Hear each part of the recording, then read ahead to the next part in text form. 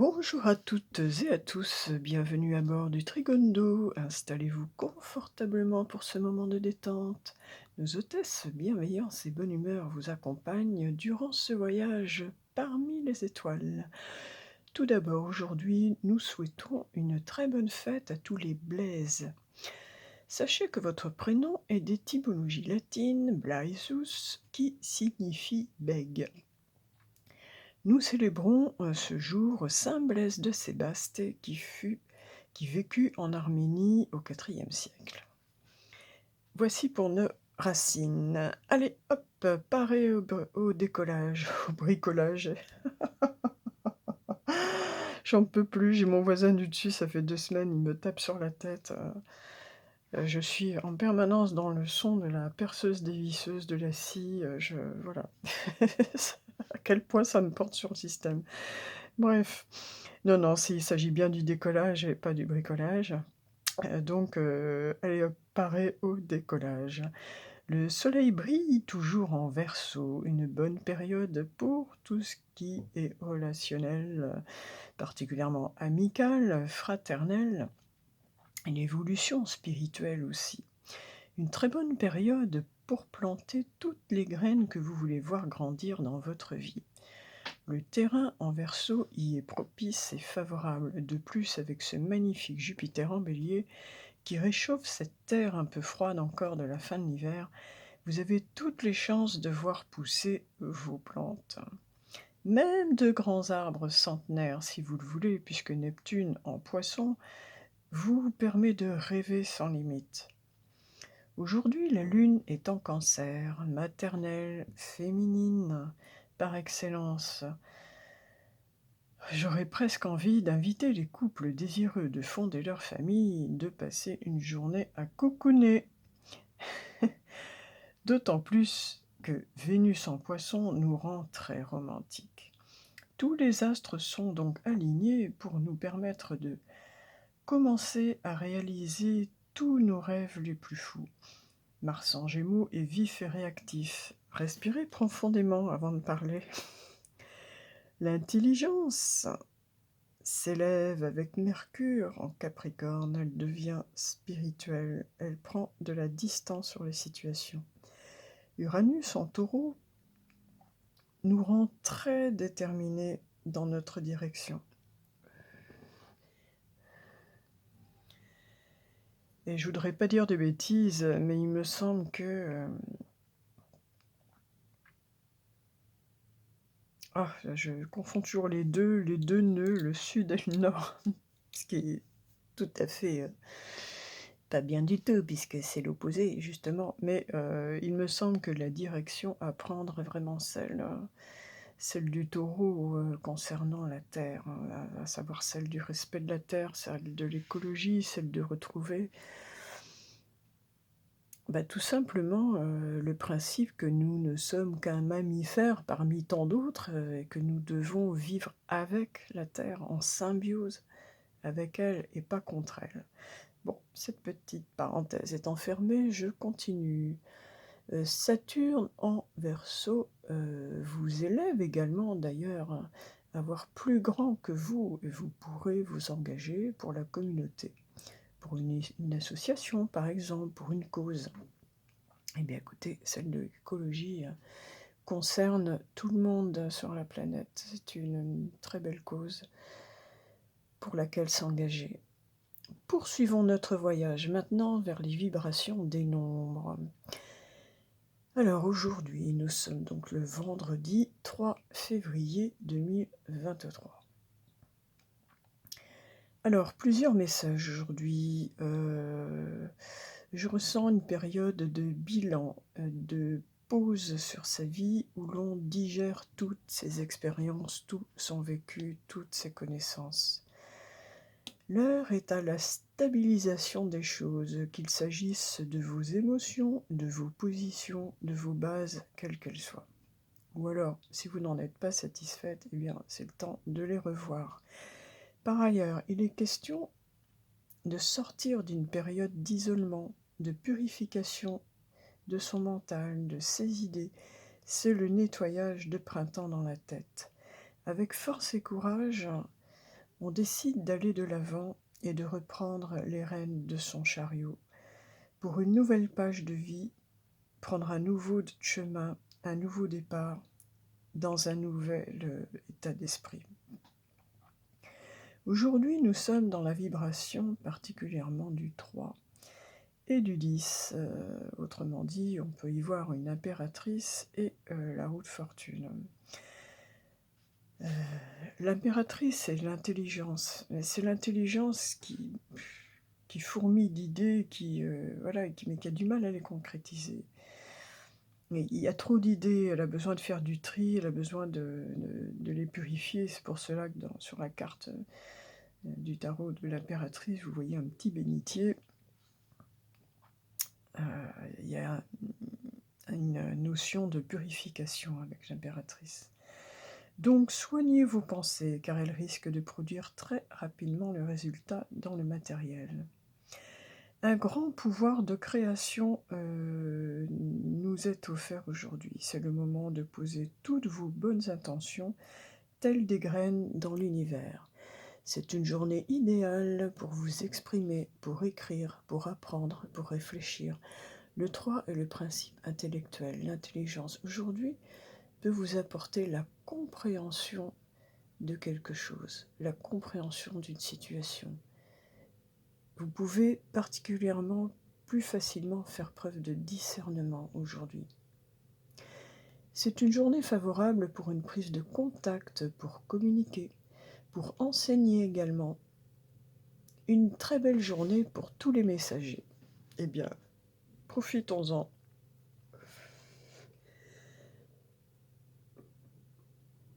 Alors, pour le premier message, le message du ciel, avec cette belle lune en Cancer, c'est un peu ma planète quand même. Hein.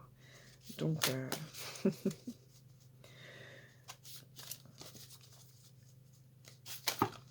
j'ai choisi l'oracle de la lune. La lune en Cancer, c'est la maternité, la famille, la sensibilité, l'hypersensibilité. Allez, eh bien aujourd'hui, on nous parle de plaisir.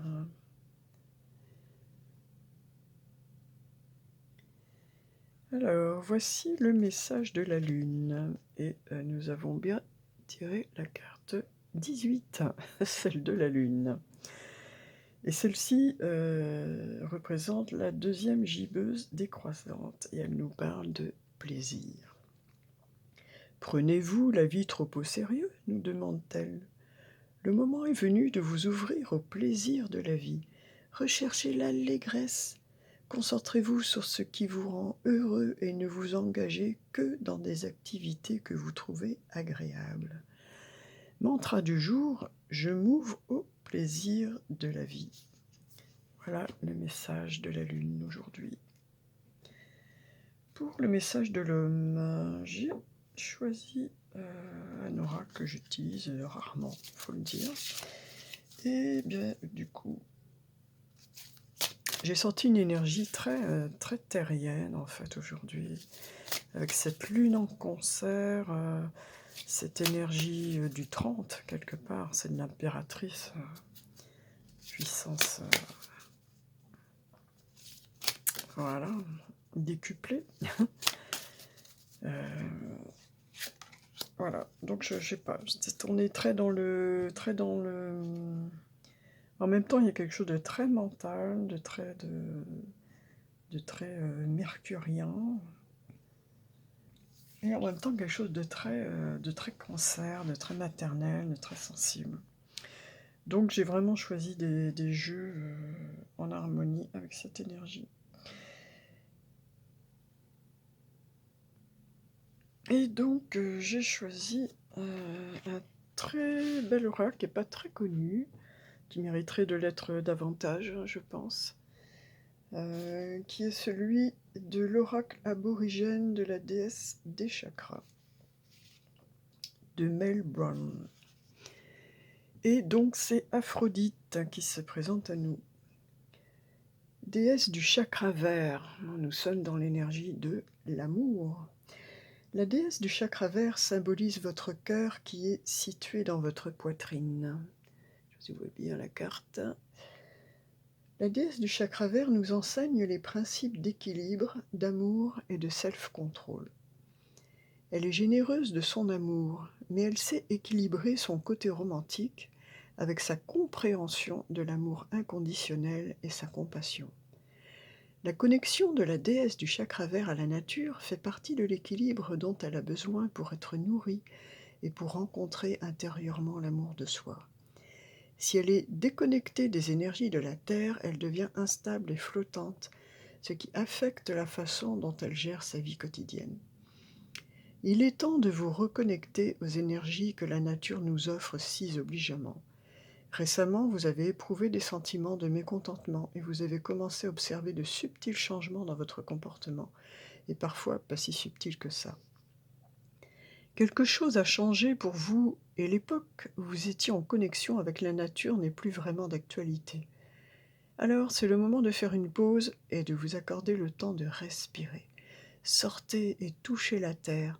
Faites de profondes respirations pour vous reconnecter à la vitalité qu'elle vous offre.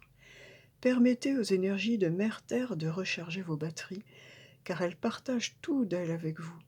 Vous serez surpris de la rapidité avec laquelle vous vous sentirez rafraîchi et rechargé en faisant ces simples pas dehors. C'est là un doux rappel de combien votre connexion à la nature est importante et qu'il est facile de trouver de la force en la recevant de Mère Terre. Alors Aphrodite est la magnifique déesse grecque de l'amour. Elle représente l'amour à tous les niveaux possibles. L'aspect le plus important de l'amour qu'elle symbolise est celui de l'amour de soi, souvent mal compris et pris pour de l'égoïsme, alors que c'est quelque chose de très différent. L'amour de soi est au centre même de notre être et il détermine l'estime que nous nous accordons en respectant notre propre valeur. Aphrodite est née en étant pleinement femme. Elle est sortie de la mer, sortie d'un coquillage sur l'île de Chypre. Cette déesse de l'amour avait la faculté d'enchanter hommes et femmes dès qu'elle le voulait. Sa présence même éveillait des sentiments.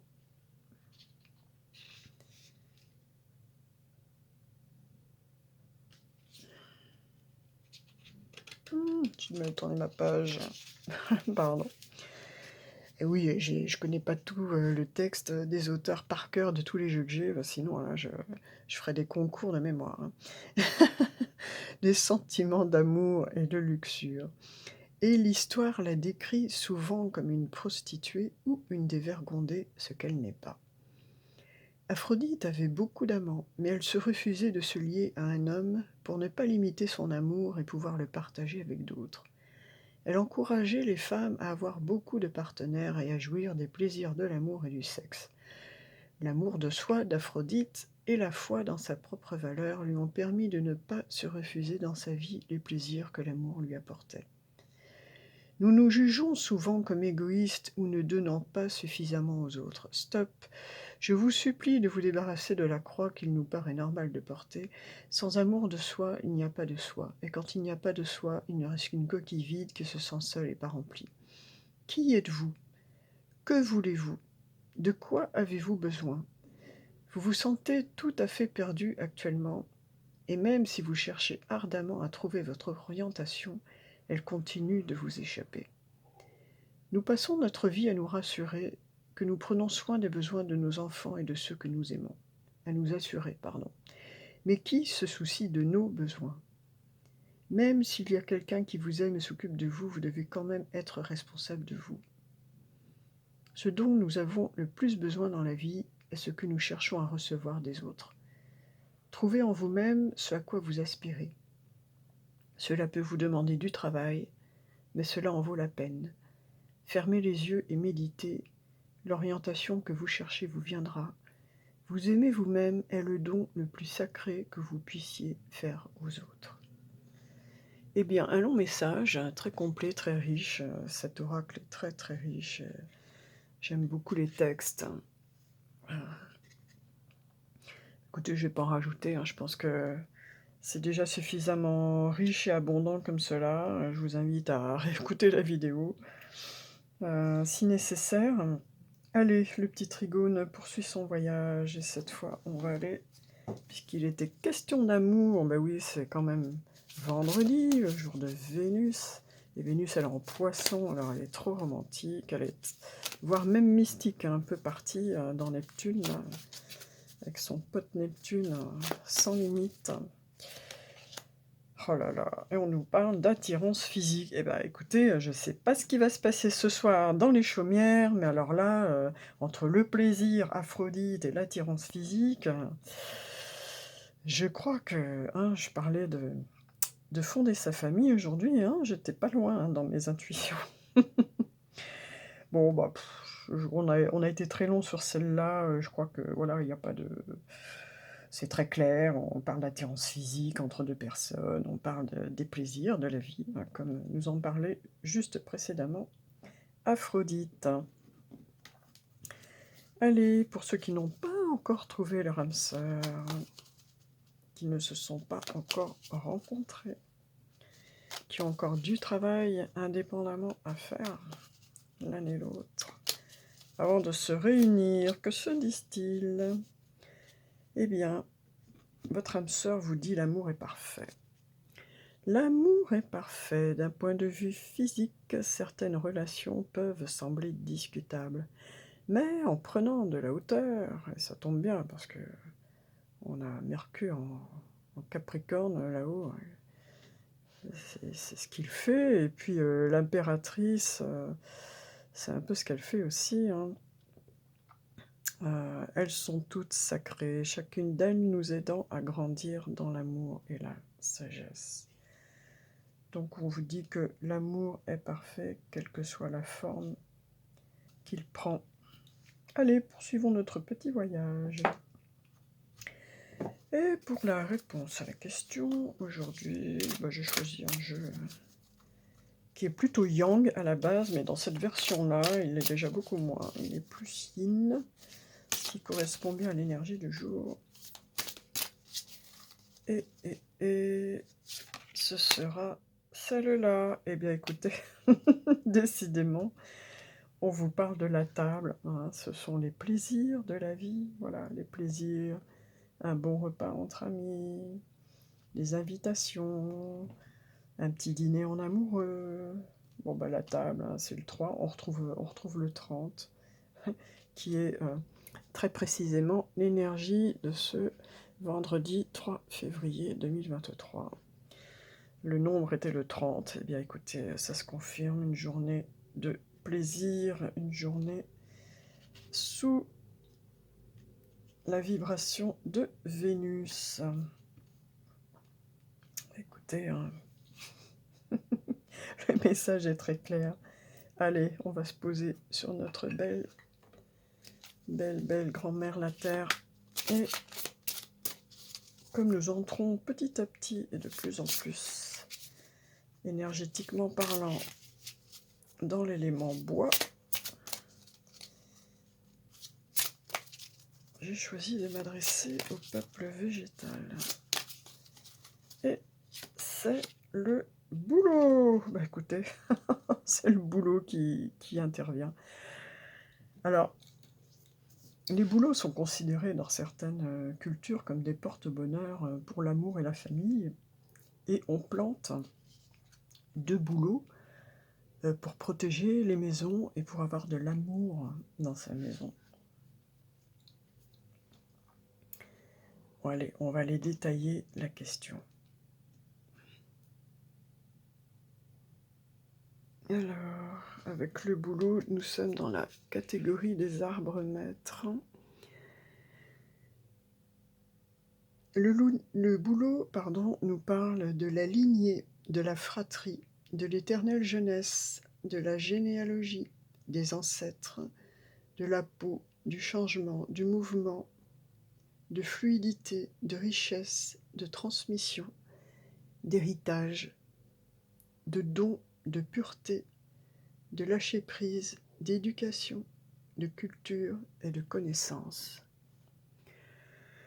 Ça correspond bien, on a beaucoup de 9 hein, dans les vibrations du jour, beaucoup de 4 également. Ça correspond bien aussi à l'énergie de l'ermite, hein, de regarder tout son passé, toute son histoire, tout son vécu. Le bouleau est l'un des 7 arbres du bosquet des druides. Autrefois appelé l'arbre de sagesse, il vient vous parler de connaissance, non pas le savoir théorique des intellectuels, mais la connaissance innée et légère comme le vent. Les sages sont légers. La véritable connaissance est liée à la sagesse et à l'expérience. Elle est pleine de bon sens et n'est pas remise en cause. Le bouleau vous interroge sur la source de votre connaissance. Qu'êtes-vous prêt à apprendre? Que transmettez-vous à vos enfants? Ce que vous savez vous allège-t-il ou vous alourdit-il? Votre connaissance doit vous aider à marcher le pas léger. Sinon, c'est que vous l'avez avalé sans l'avoir digéré. Le bouleau vous invite à vous connecter à votre énergie vitale à travers l'expérience. En cela, il vous aide, il désintoxique les voiles de l'esprit.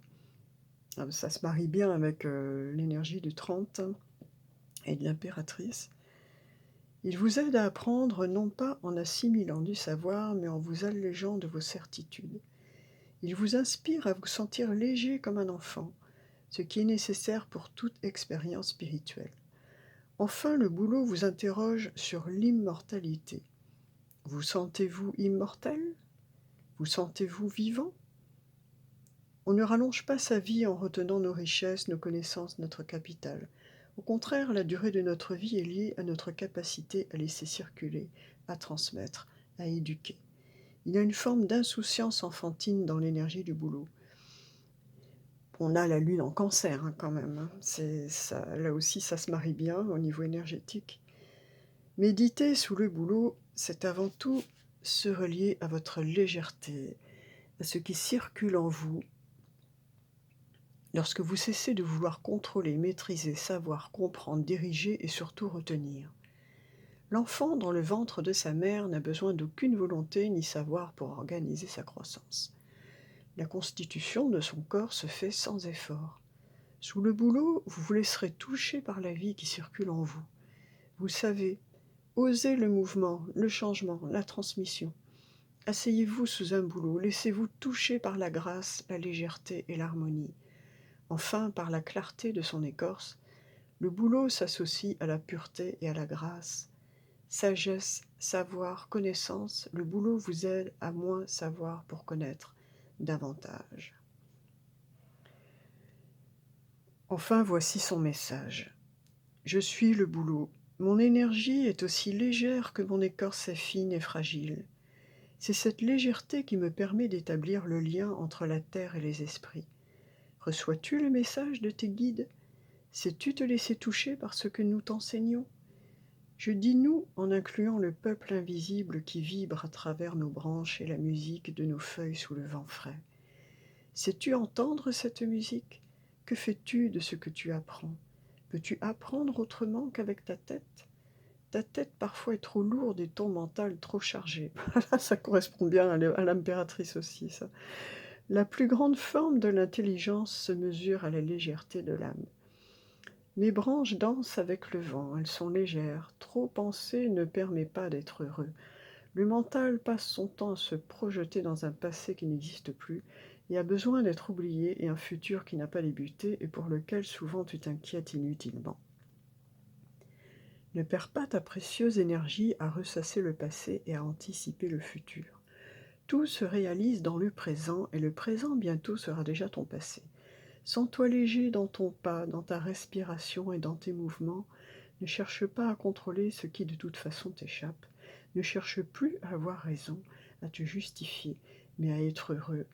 Allège ton pas et tu trouveras la paix. Eh bien, très beau message, là également, très complet, très riche. Je vous invite à réécouter les vidéos. C'est ce que je fais, moi, hein. Je vous assure, hein, voilà, on s'en imprègne pas comme ça instantanément, d'un coup. Ça vaut le coup de réécouter. En tout cas, le message est clair aujourd'hui. j'aurais presque envie de vous dire: «Arrêtez de vous prendre la tête et faites-vous plaisir, quoi. Soyez heureux, soyez plus léger». Voilà, on a la lune en Cancer, réveillez, reprenez contact avec votre enfant intérieur, qui a envie de s'amuser. On a la Vénus en Poisson, qui ne demande qu'à s'exprimer elle aussi. Soyez heureux, soyez amoureux, faites-vous plaisir, la table, on nous parle de plaisir, de vous faire plaisir partout, c'est vraiment le message complètement du jour. Allez, plein gaz. On conclut avec, enfin non, on conclut pas avec, celle-là, mais allons, heu, Vénus peut nous parler aussi d'argent, si j'ai choisi, surtout avec la lune en Cancer, on est en énergie liquide, aujourd'hui on est dans le féminin avec l'impératrice. Aussi j'ai choisi,